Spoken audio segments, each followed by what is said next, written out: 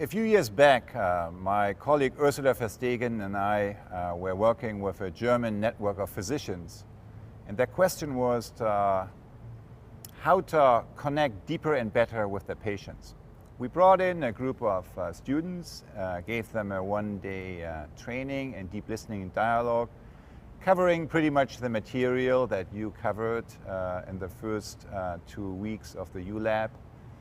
And then we sent them on a journey where they shadowed for a week the physicians, kind of experiencing what that relationship looked like from their angle. And after that, they interviewed 100 selected patients and their 30 physicians with deep listening dialogue interviews, basically listening to their life's story.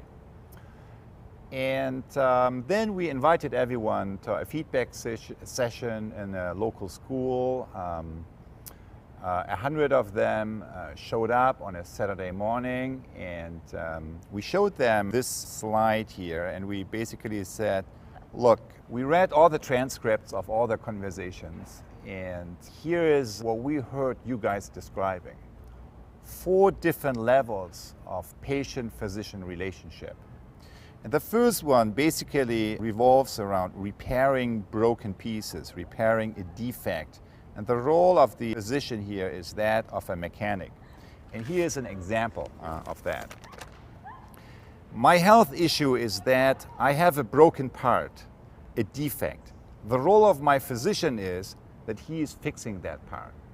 So you hear that in that level of patient-physician relationship, it's just kind of a, transactional. There is not a lot involvement of the patient other than, having the broken part fixed.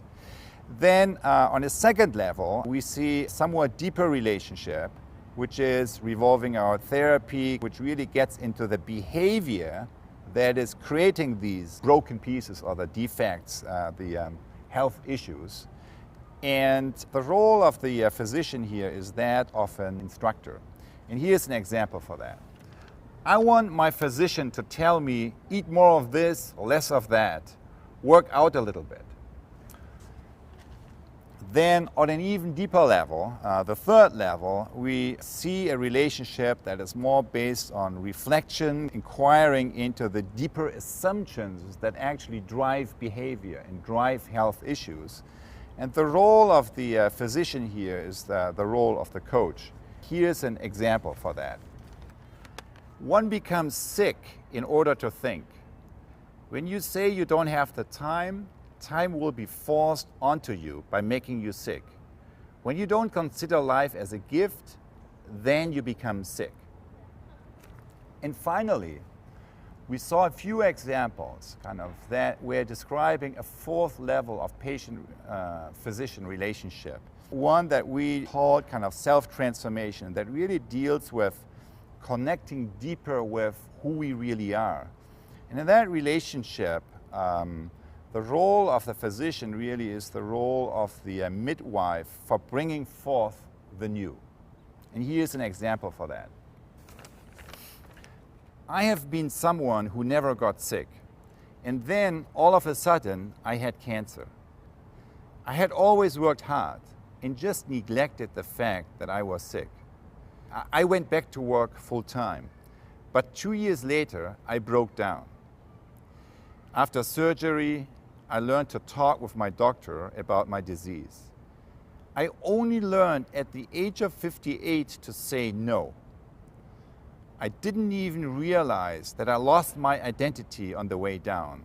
And now, I'm not concerned about my future anymore. Today is important to me, now. And you feel that with this quote, we even connect and experience a deeper level of connecting to ourselves and to each other.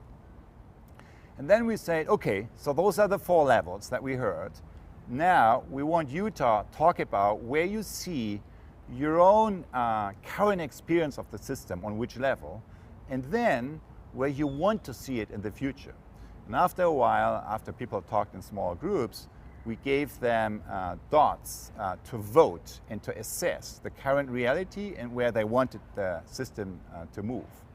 With a red dot where they experienced current reality, and with a green dot where they wanted the system to move going forward. And here is what they came up with. When they came back and sat down again, we saw this picture. And this picture shows that both the patients and their physicians came up with the same assessment, that current reality pretty much revolves around level 1 and 2, repairing broken parts. And then, in terms of the future that they wanted to create, they also both came up with the assessment. They pretty much wanted to see it revolve around level 3 and 4. When I saw that,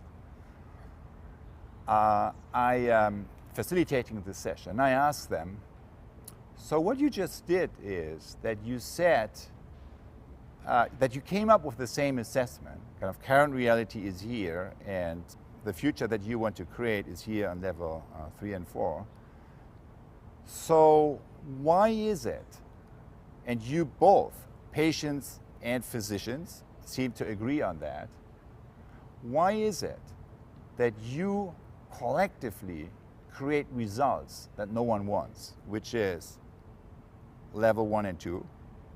And why is it that collectively you're unable to actually create the results that you say you do want, which is level 3 and 4? Because after all, in this community, you are the system.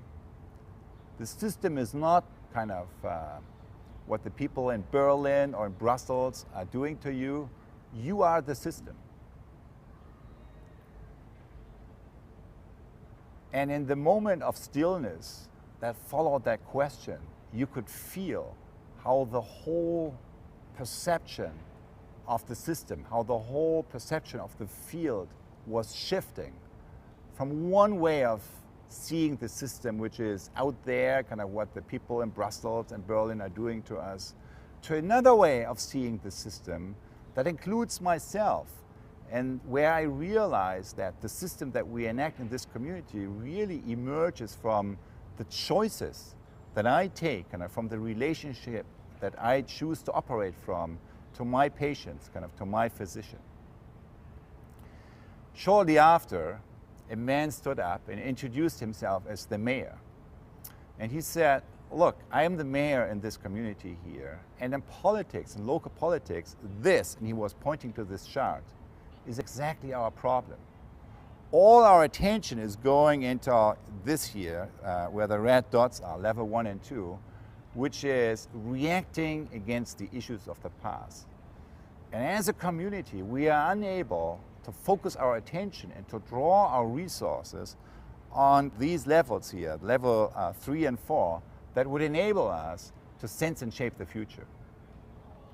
Shortly after, a woman stood up and said, and I'm a teacher here in this school, and the problem, the issue kind of we have in education today and we have in our school is exactly this problem, which is that all we do today, all we can do in our current educational system is to operate on these first two levels, which means we are transmitting kind of dead bodies of knowledge kind of into the heads of our students that after their graduation really isn't that much of value to them.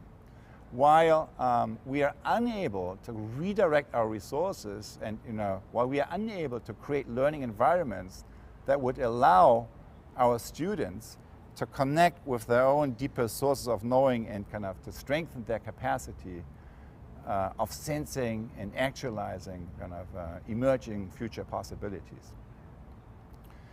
After she sat down, a man next to me stood up and introduced himself as the farmer, and he said, and this is exactly the problem we have in conventional farming today. So the conventional kind of industrial paradigm of farming is exactly operating on these assumptions kind of that we see on systems on level 1 and 2, which is you have that the earth is a dead body, basically. You have to put in fertilizers and pesticides and herbicides and so forth. It's kind of the dead input-output model that we're operating on, while as a community of farmers, we are unable to really activate these deeper levels to connect to Earth and to the ecosystems kind of as a living system kind of that we can co-create and co-evolve with, and so on and so on. So what you see here is a shift,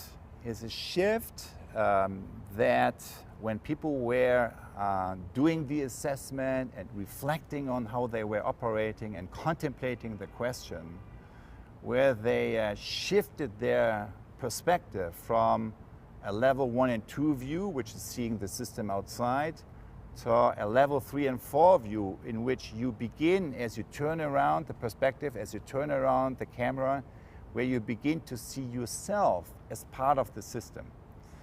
And that then the mayor goes up, stands up, and reflects on his practice, and the teacher stands up and reflects on her practice, and the farmer stands up. That's a very typical phenomenon once a conversation is moving into a dialogic space, because all of a sudden you see the pattern, and then once you see the pattern in one system, it's not that difficult to see the same pattern, to recognize the same pattern also in other systems. So that's what we mean with co-sensing. It's an event that allows the system to see itself. Many years later, when we did some interviews with members of this community in order to find out what it was that allowed this community and this network to be that much more innovative and that much more successful in realizing a number of breakthrough innovations, many of them pointed to this event as a turning point in their own learning, in their own journey, that allowed them to connect with each other and with the system in a more direct way, and also to translate ideas into prototypes and experiments with much more ease.